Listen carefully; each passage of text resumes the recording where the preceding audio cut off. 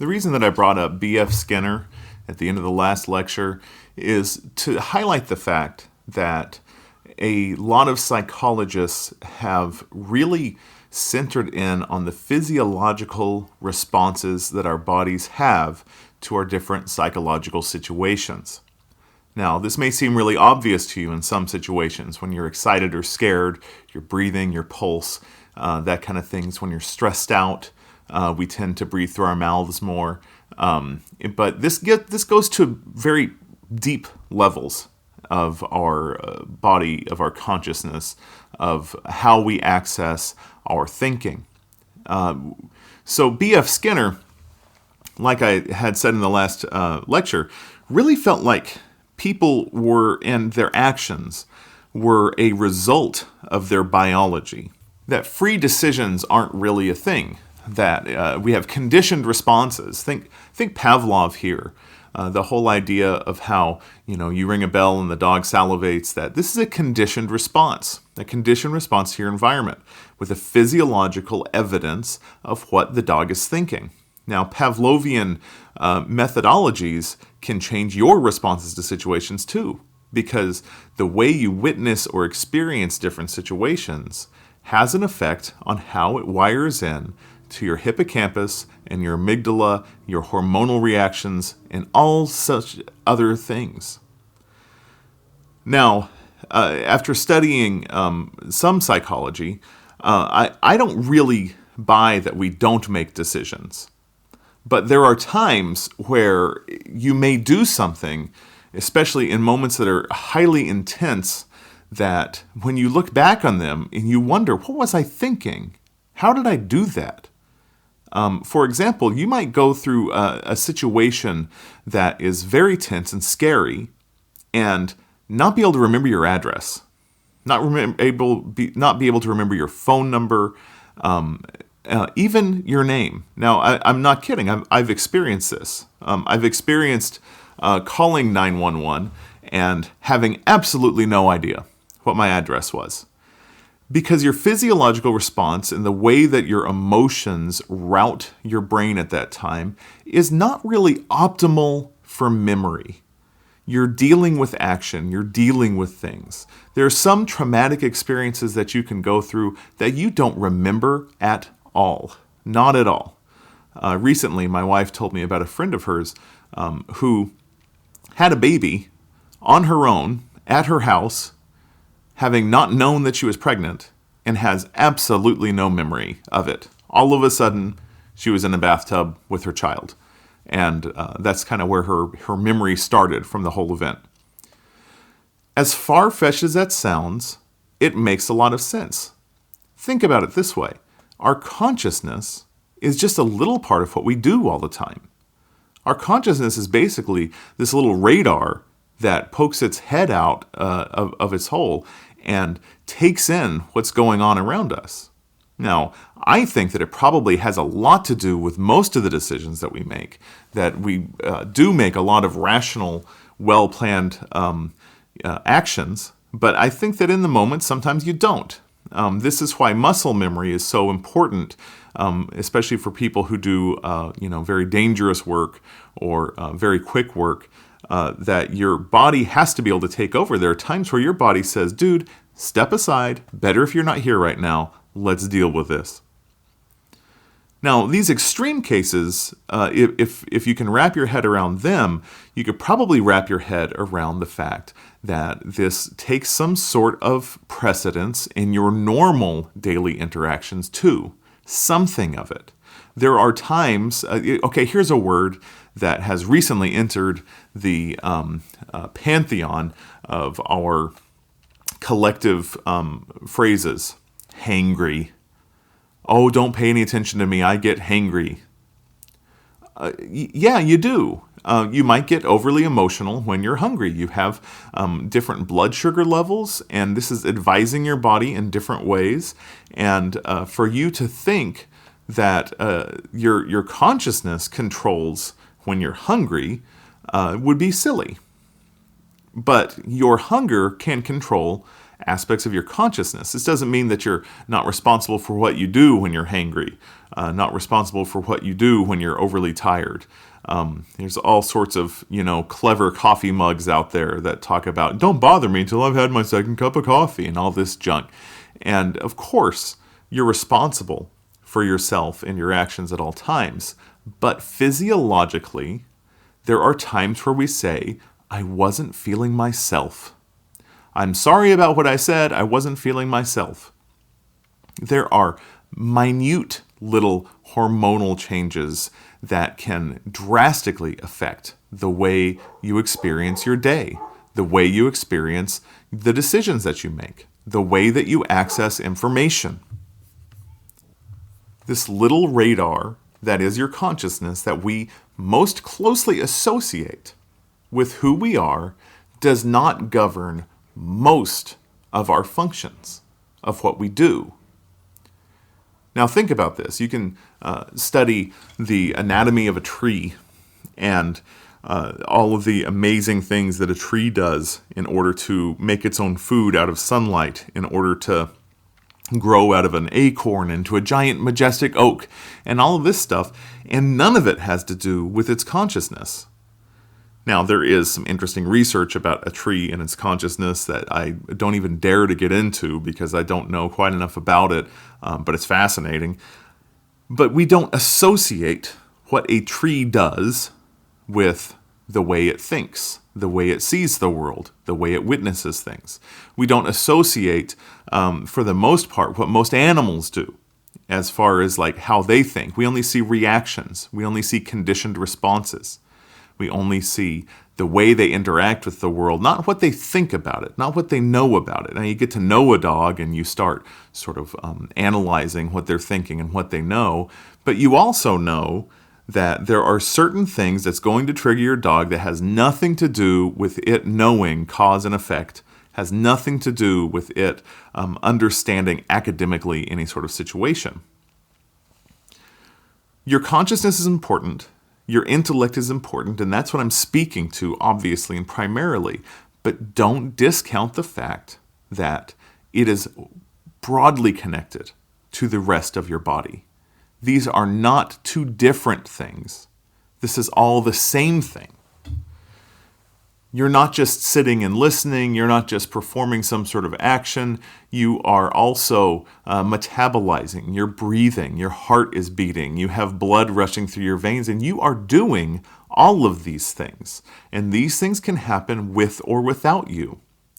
It turns out that a lot of our bodily functions can happen without you really being aware of them, without having to concentrate on them. Thank God. We would be completely clouded with activities if this weren't the case. But for someone like me, someone who considers themselves an intellectual, I have usually had the experience that I feel like I don't have a great relationship with my body. I wouldn't say that I'm particularly coordinated or athletic. I wouldn't say that my body and its image have been particularly important to me throughout most of my life. There are times where I've tried to shut out my body image as much as possible. But what I mean is that I usually see my body as something that carries my head around. My body as a necessary part of how my intellect goes out and experiences the world. But it's much more than that. It is very, very much connected. And that's what I want to get to the point of here is that especially in the conditions that we find ourselves in 2020, we are not getting enough exercise. It used to be that a person had to walk an average of 5 miles to get to their next meal. Now, this is not a person of our era or of the Victorian era or of any sort of like recent era where people were doing a lot of writing. This is in a prehistoric time, but this is the time that our bodies were evolved us to. This is the point where our bodies got us. Our brain health, our mental hygiene has a lot to do with how much activity we get. Just like it has to do with what we eat and how much we eat. Just like it has to do with how much rest we get, how much sleep you have at night, has a lot to do with how clear your thinking is. And there are lots of things that you can do to try and help out with all of this.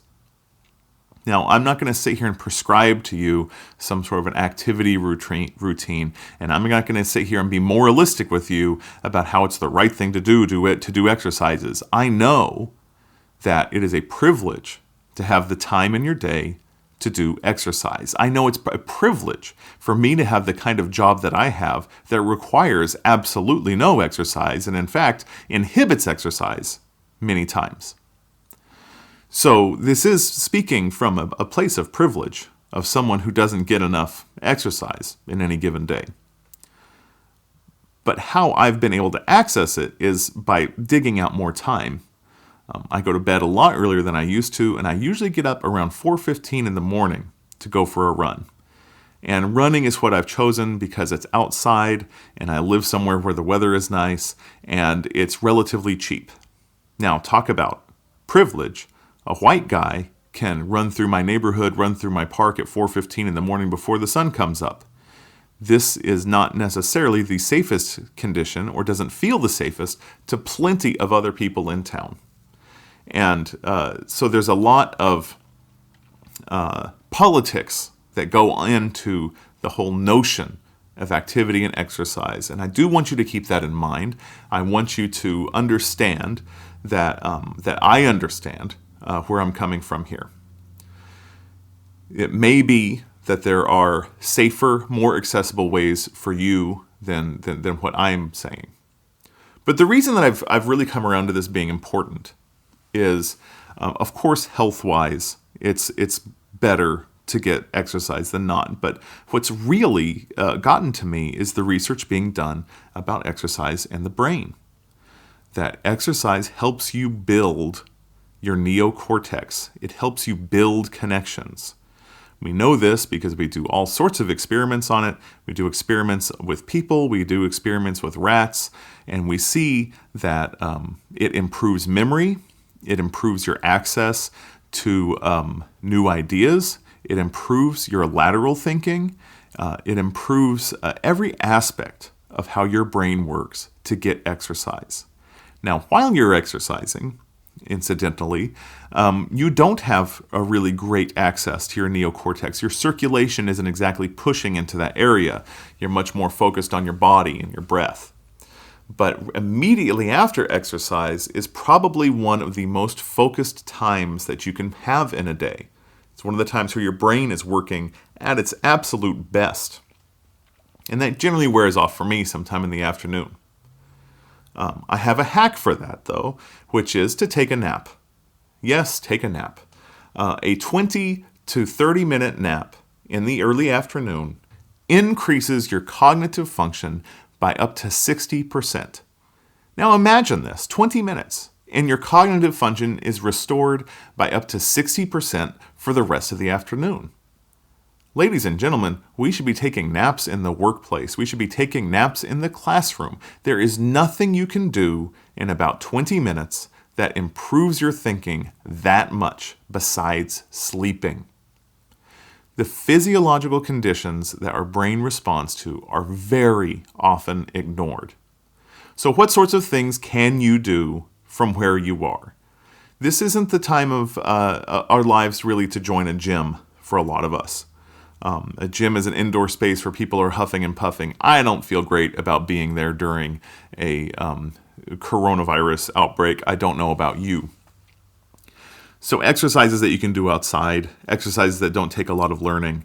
But if you can, exercises that do take a lot of learning are even better for your mind. They're even better for your thinking. The martial arts are terrific. Rock climbing is great.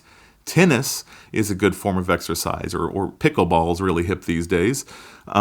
Grab yourself a partner and go play some pickleball if you live in a fancy area with such a court, and you have a much more increased access to the different parts of your brain and different parts of your coordination. Yoga is a terrific one. Yoga videos online are a dime a dozen. And you can also join a yoga studio online. This is something you can do from the comfort of your own home. And you know what's really neat about yoga? You don't even have to do it right. There are several studies that show us that doing yoga wrong, you still get all the benefits.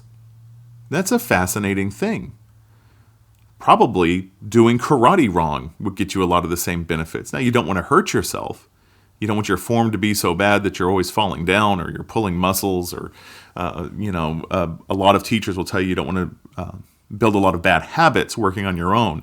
But the truth of the matter is that the effects on your mind, on your body, on your confidence will not be lessened by doing this wrong.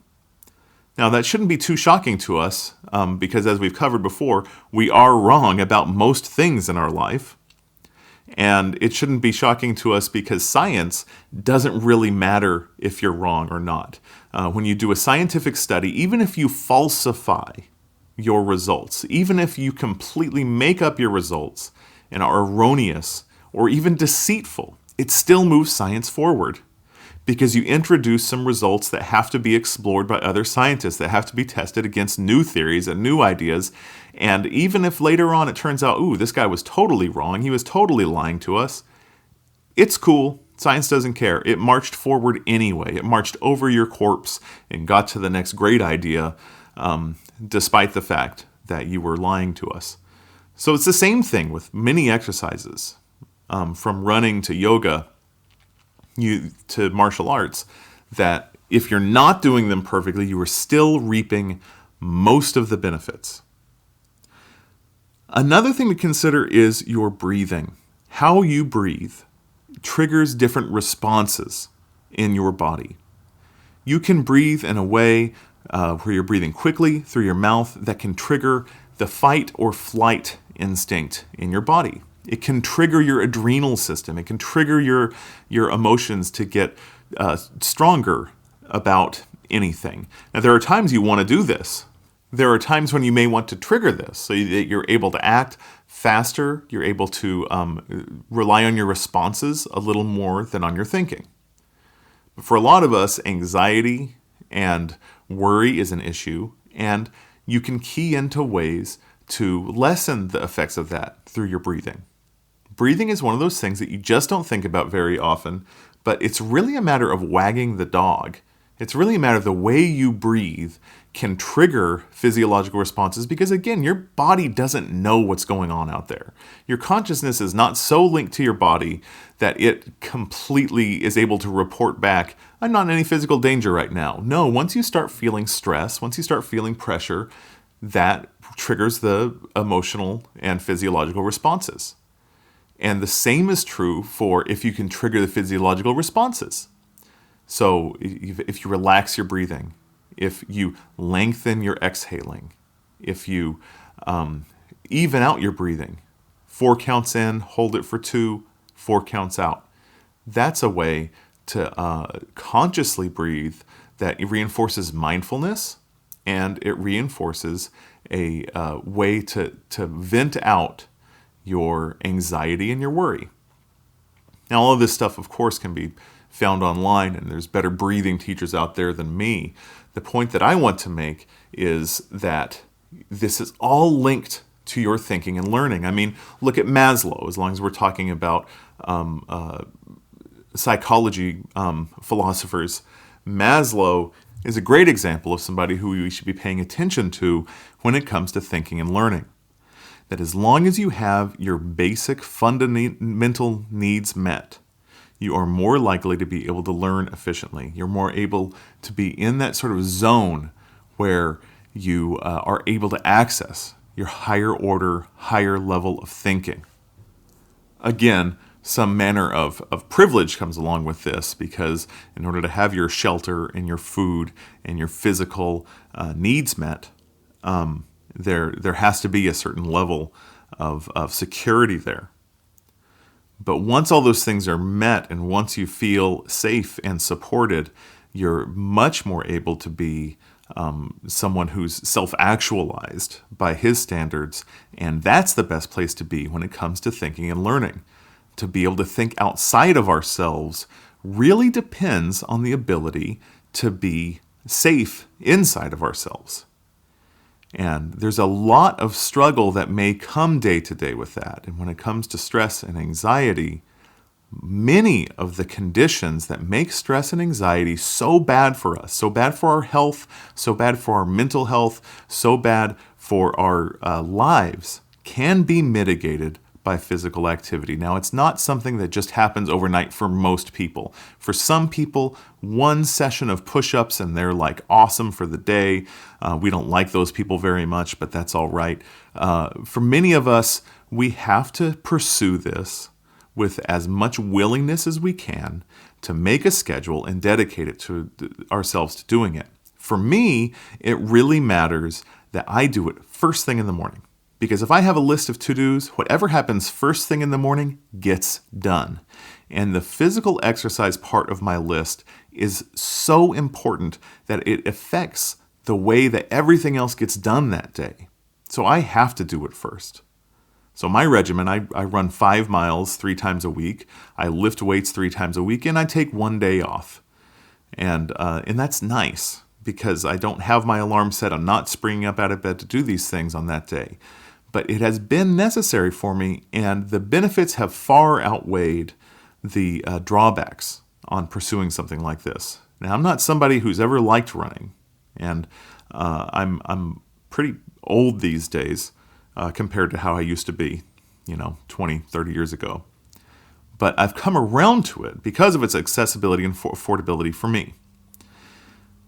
Having myself do this, dedicating myself to do this, keeping track of it, putting it in my schedule, journaling about it, making Instagram stories about it when necessary, has helped keep me focused and motivated, and it has resonated benefits throughout much of my life. So keep this in mind.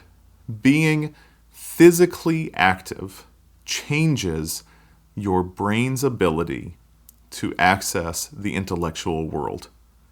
So if you needed another excuse, there it is.